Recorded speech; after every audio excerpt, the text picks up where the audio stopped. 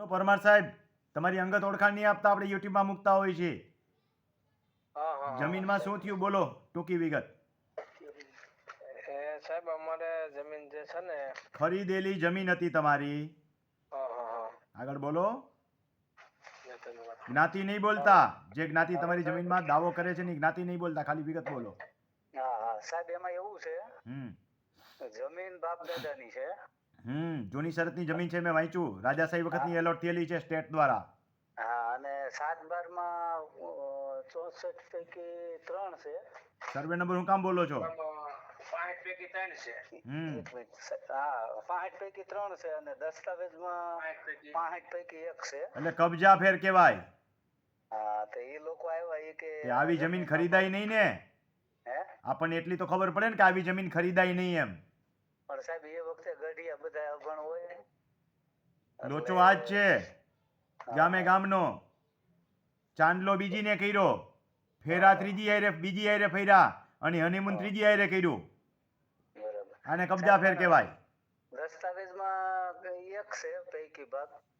તમે ખોટી જમીન ખરીદી છે. તમને કાયદાકીય બીજો કોઈ અધિકાર મળે નહીં. બરાબર. તમારામાં તાકાત હોય તો એડવર્સ પોઝિશન પ્રમાણે કબજો જાળવી રાખો, પણ તમે જે જ્ઞાતિનો ઉલ્લેખ કરો છો એ તમારાથી માથા ભારે છે પરમાર સાહેબ. એટલે તમને તગડશે અહીંયાથી. તમે પોલીસ કેસ દાખલ કરો. તમે જે ડાળી ઉપર બેઠા છો એ હરગવાની ડાળી છે, ભાંગી જાય. બરાબર. ખબર છે ને, ખેતી કરો છો ને, હરગવાની ઝાડવા ઉપર નો ચડાય તો ખબર પડે ને. બટકણું હોય ને. હા, ભાંગી જાય. એટલે તમારી ડાળી નબળી છે. તમે પોલીસ કેસ દાખલ કરી દો અને પછી જરૂર પડે તો સિવિલ મેટરમાં વયા જાઓ. પહેલા તો પોલીસ કેસ જ દાખલ કરો. કેસ બને ત્યાં સુધી સામેવાળાને કરવા દો. બરાબર છે. તો અમે કાંઈ ન કરીએ ને. કાંઈ નહીં કરવાનું. સ્થળ ઉપર આવે એટલે પોલીસ કેસ કરવાના. હા, કે ભાઈ અમને કાંઈ નથી કરવાનું એમ નથી કરવાનું. પોલીસ કેસ ન લે તો અરજી લખીને દેવાની. બરાબર. અરજી ન લે, પીએસઓ વિભાગ હોય, અરજી ન લે તો તમારા જિલ્લાના કમિશનરને, કમિશનર સિટી એરિયામાં આવે, ડીએસપી કે ડીવાયએસપી ને લેખિતમાં ફરિયાદ અરજી દો.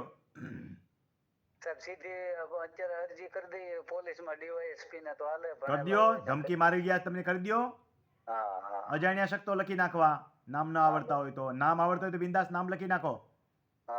આ જમીનમાં વર્ષોથી અમારો કબજો છે. કબજા ફેર નહીં લખતા હાથે કરીને.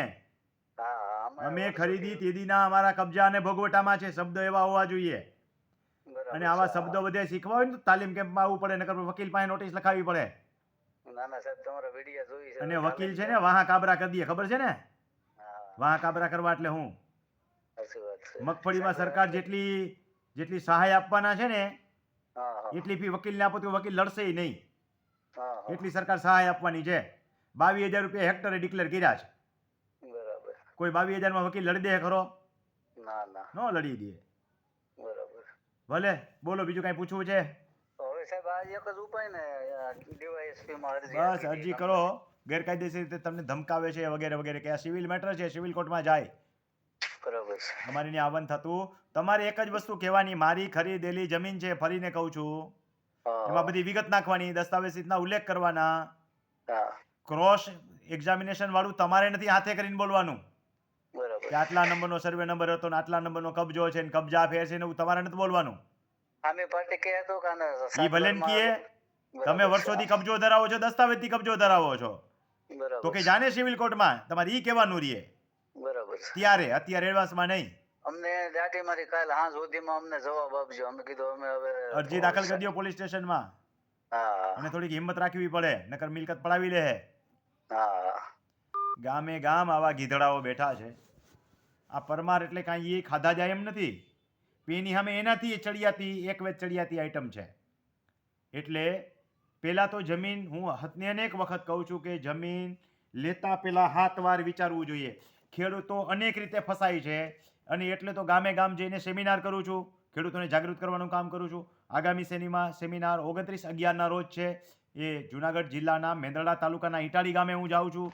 જ્યાં ખેડૂતો મને બોલાવે ત્યાં હું જાઉં છું અને ખેડૂતોને જાગૃત કરવાનું કામ કરું છું. તમે પણ તમારા રેવન્યુ રેકર્ડ બાબતે જાગૃત કરો. જરૂરી નથી કે તમારી જમીન લે વેચ થઈ હોય તો જ લોચો હોય. અનેક પ્રકારના લોચા હોઈ શકે ભાઈ. તમારી મૂળ ખેડૂત ખાતેદારી તૂટતી હોવાનો લોચો હોય તો ગામ નહીં લઈ જાય, શ્રી સરકાર લઈ જશે. એવી જ રીતે તમારી જમીનમાં કંઈક બીજા લોચાઓ નીકળશે. 100માંથી 99 બેઈમાન ફિર ભી મેરા ભારત દેશ મહાન.